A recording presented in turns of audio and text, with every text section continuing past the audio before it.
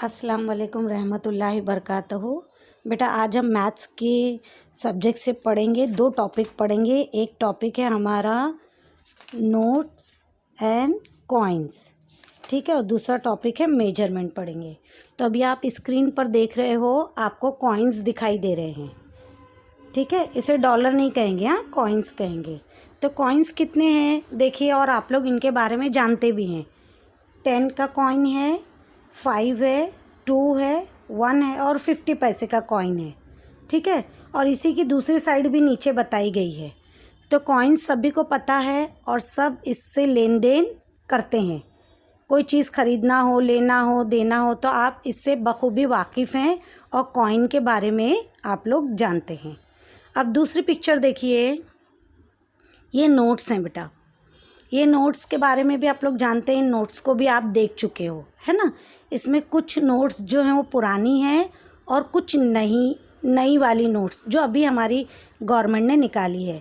कौन कौन सी नई नोट नज़र आ रही है इसमें, आप देखो 50, 200, 500, 2000, है ना। ये नोट्स नई नज़र आ रही हैं। 100 की भी नोट जो है वो नई निकली है, 10 की भी नोट नई निकली है ना। तो ये नोट्स भी आप लोग जानते हैं, इसको भी आप लोग देख चुके हो और इससे भी आप लोग लेन देन करते हो।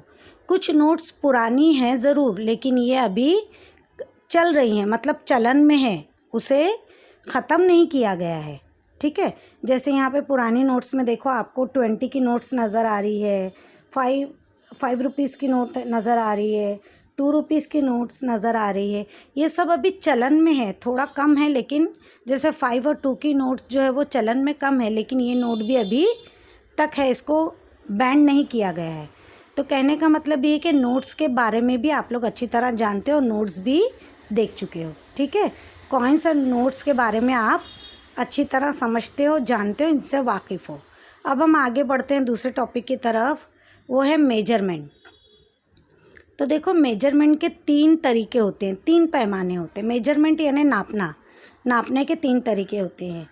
एक तो लंबाई के ज़रिए हम नापते हैं, दूसरा तरीका है वेट, कौन सा हल्का है भारी है, वेट करके वज़न करके हम नापते हैं, और तीसरा तरीका है हम लीटर में नापते हैं। अब किसको लीटर में नापते हैं और किसको हम वेट में और लेंथ में लेते हैं, वो देखिए। जो ठोस चीज़ें होती हैं, यानी सख्त चीज़ें होती हैं, कड़क चीज़ें होती हैं, उनको हम लंबाई में और वेट में नापते हैं।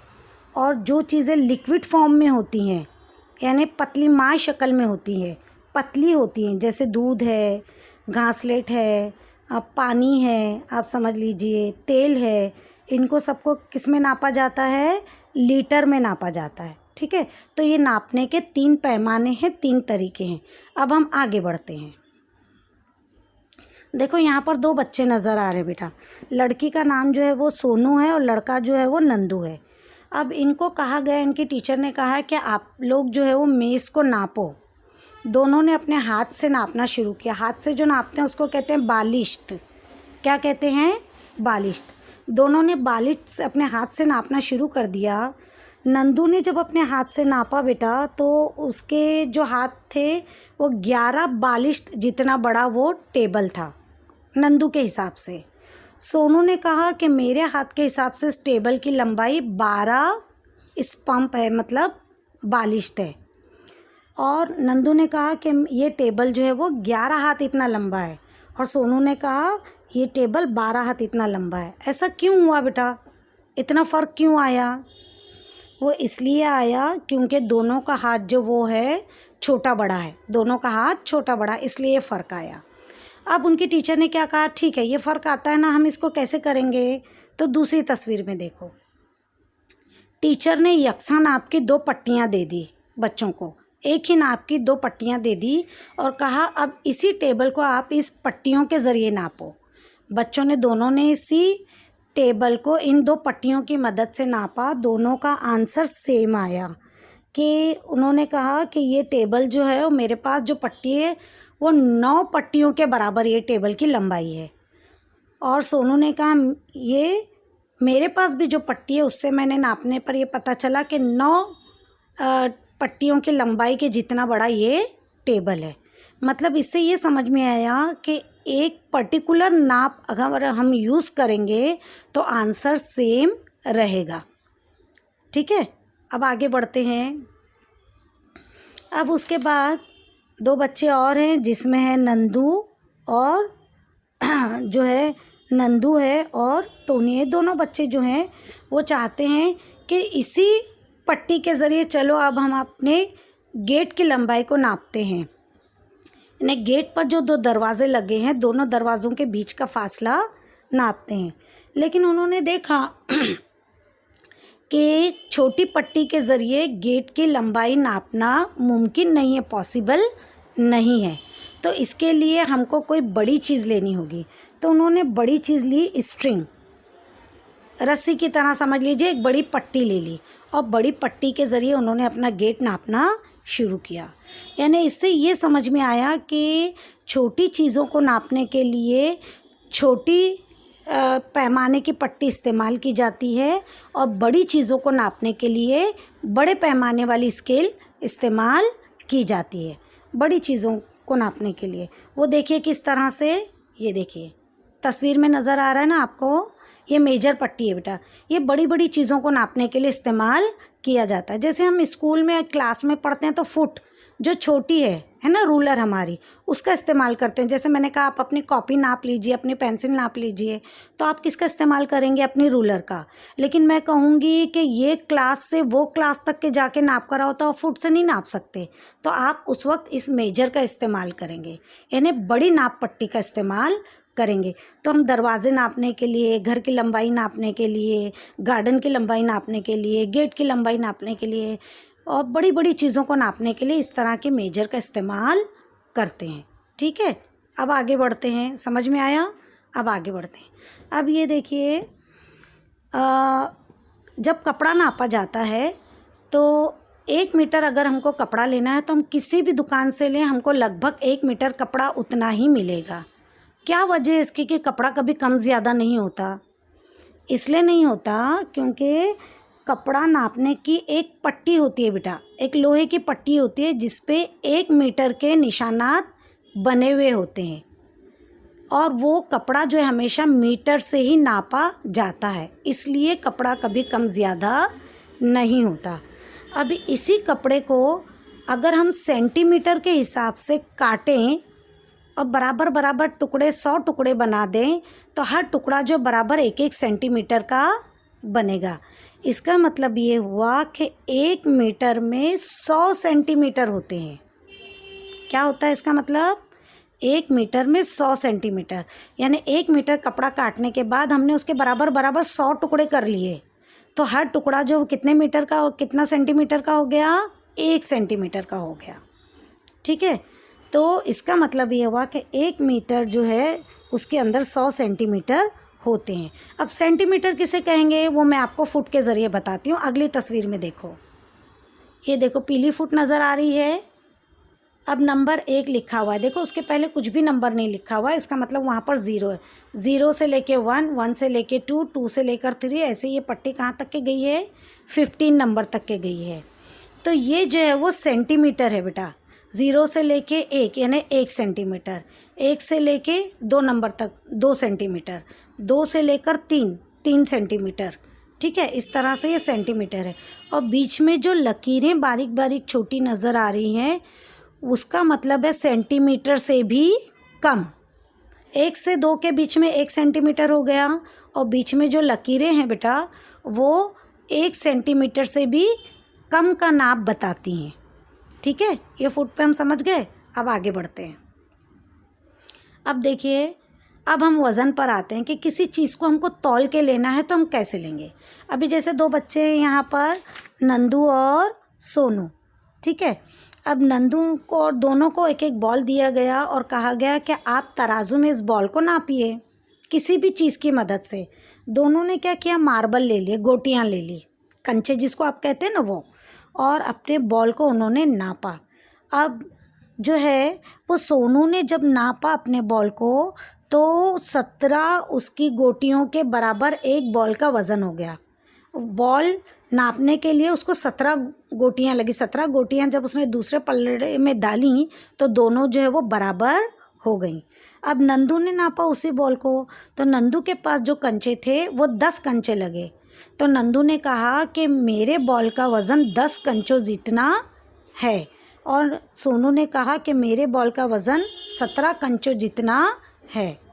अब टोनी ने कहा कि ऐसा फ़र्क क्यों आया? क्योंकि नंदू के कंचे जो थे, जो गोटियां थी, मार्बल थे, वो बड़े थे, और सोनू के जो मार्बल थे वो छोटे थे, इसलिए ये कन्फ्यूजन हुआ। तो क्या इस कन्फ्यूजन से हम कोई चीज़ ले सकते हैं क्या बेटा? नहीं, क्योंकि इससे हमको बराबर अच्छी तरह से पता नहीं चलेगा। इसी कन्फ्यूजन को दूर करने के लिए हमने वेट का इस्तेमाल करना शुरू किया, वेट का यूज़ करना शुरू किया, जो आगे की तस्वीर में आप देखिए नज़र आया वेट। ये ऐसे वेट दुकानदार यूज़ करते हैं, इसीलिए यूज़ करते हैं ताकि उनके माल देने में कहीं कोई फ़र्क ना आ जाए। तो ये आधा किलो होता है, पाव किलो होता है, 1 किलो, 2 किलो, 5 किलो, इस तरह के वो वेट अपने दुकानों में रखते हैं और ग्राहक को बराबर वज़न करके देते हैं, और इससे कोई कन्फ्यूजन भी नहीं रहता, क्योंकि सभी के पास ये जो वेट हैं वो सेम रहते हैं बेटा। और ये सरकारी वज़न होते हैं जो सरकार की तरफ से वो एक जगह पर्टिकुलर ख़ास जगह से हमको दुकानदारों को मिलते हैं, इसलिए सब सेम होते हैं, तो कहीं पर भी नाप का फ़र्क नहीं आता। आगे की तस्वीर में देखो, दुकानदार आपको चीज़ें देता हुआ नज़र आएगा। देखो इस रेड कलर के कपड़े में जो बच्ची है उसने 5 किलो गेहूँ मांगे, लड़के ने जो है वो 1 किलो शक्कर मांगी, और 2 किलो ज्वार इस पीले कपड़े वाली बच्ची ने मांगी। दुकानदार ने सभी को इस वज़न के थ्रू नाप कर तमाम चीज़ें दी, ठीक है। इसलिए दुकानदार, ताकि सबको बराबर बराबर चीज़ें जाए, तो दुकानदार अपनी दुकानों में सामान बेचने के लिए इन चीज़ों का इस्तेमाल करते हैं, ठीक है। चलो अब आगे बढ़ते हैं। अब देखिए 2 बच्चे हैं बेटा, दोनों बच्चों को सेम बकेट दिया गया है, बाल्टी दी गई है, और कहा गया है कि आप इस बाल्टी को पानी से भरिए। लड़के ने जो है ये बाल्टी को भरा ग्लास से, और लड़की ने इस बाल्टी को भरा लोटे से, ठीक है। अब लड़की ने जो बाल्टी को भरा लोटे से, तो बेटा 10 लोटे में ही उसकी बाल्टी भर गई, और लड़के ने जब ग्लास से पानी भरा तो 40 ग्लास डालने पर वो बाल्टी भरी। ऐसा क्यों हुआ? इसलिए क्योंकि ग्लास छोटा है और लोटा बड़ा है, यानी हर चीज़ अपने अंदर जो पानी समाती है, जो पानी लेती है, उसे उसकी कैपेसिटी कहते हैं। तो ग्लास की कैपेसिटी कम थी, उसमें कम पानी आ रहा था, इसलिए ज़्यादा ग्लास उसको पानी डालना पड़े बकेट भरने के लिए। लोटे की कैपेसिटी ज़्यादा थी, इसलिए लोटे में ज़्यादा पानी आया, इसलिए कम लोटे डालने पर ही उसका बकेट भर गया। तो क्या ये पैमाना सही होगा बेटा? दुकानों में ये पैमाना यूज़ कर सकते हैं हम? कोई दुकानदार ग्लास से दे, कोई दुकानदार लोटे से दे, कोई दुकानदार पतीली से दे? नहीं ना, ऐसा नहीं हो सकता, क्योंकि इसमें भी बहुत फ़र्क होगा। तो इसलिए इस कन्फ्यूजन को भी दूर करने के लिए और पतली चीज़ों को नापने के लिए लीटर के जो पैमाने हैं वो यूज़ किए गए। आगे की तस्वीर में देखो, इस तरह से दूध के लिए और तेल के लिए हम ऊपर जो आपको नाप नज़र आ रहा है उसका इस्तेमाल करते हैं। नीचे का जो नाप नज़र आ रहा है वो कैरोसिन को नापने के लिए इस्तेमाल किया जाता है। इस तरह से लिक्विड यानी पतली चीज़ों को नापने के लिए इन पैमानों का इस्तेमाल किया जाता है। अब इस तरह से, अब आगे की तस्वीर में देखिए बेटा कि आगे जो 5 तरह के यूटेंसिल यानी बर्तन आपको नज़र आ रहे हैं, है ना, सबका शेप अलग अलग है। अब मैं आपको कहूँ, इन तमाम बर्तनों में 3-3 लीटर आप पानी डाल दीजिए। आपने 3-3 लीटर पानी डाल दिया। अब मैं कहूँगी आप ऊपर से इसको देखिए। तमाम ने देखा, सब बच्चों ने ऊपर से देखा। आपको हर बर्तन में पानी का शेप अलग नज़र आया, क्योंकि पानी लिक्विड है, जिस शेप में वो जाता है वैसे अपने आप को वो ढाल लेता है। जैसे टांकी के अंदर गया तो वो चौड़ा दिखाई दे रहा है उसका घेरा, और सुराही में चला गया तो उसका घेरा पतला दिखाई दे रहा है, बाल्टी में चला गया तो कम घेरा दिखाई दे रहा है। यानी जिस शेप में पानी जाता है हमको ऊपर से देखने पर वो शेप नज़र आता है। लेकिन क्या इसका मतलब ये हो गया कि पानी कम ज़्यादा है उसके अंदर? बताओ बेटा सोच के। नहीं ना, शेप ज़रूर उसका अलग हो गया, लेकिन पानी की कैपेसिटी या पानी का वॉल्यूम उतना ही है। तमाम बर्तनों में, बर्तनों का जो स्टाइल है, बर्तन जो अलग अलग तरीके के हैं, लेकिन पानी उसके अंदर 3 लीटर ही है। पानी को देखने पर उसमें शेप भी अलग नज़र आते हैं, लेकिन पानी 3 लीटर ही मौजूद है। तो समझ में आया किस तरह से हम इस्तेमाल करते हैं लिक्विड चीज़ों के लिए, किसका इस्तेमाल करते हैं। तो जैसे मैंने हमको बताया कि लिक्विड चीज़ों को इस्तेमाल करने के लिए इन नापों का इस्तेमाल करते हैं। सख्त चीज़ों को नापने के लिए हम इस तरह से तराजू का इस्तेमाल करते हैं, वेट मशीन का इस्तेमाल करते हैं। कपड़े वगैरह को नापने के लिए, घरों की लंबाई वगैरह को नापने के लिए हम इस तरह के मेजरमेंट का इस्तेमाल करते हैं। तो ठीक है, आज सीखा हमने कैसे मेजरमेंट लिया जाता है और कॉइन और सिक्कों के बारे में हमने सीखा। उम्मीद है आप लोगों को ये बात समझ में आई होगी। आप लोग अच्छी तरह से ये सुनिए और समझिए।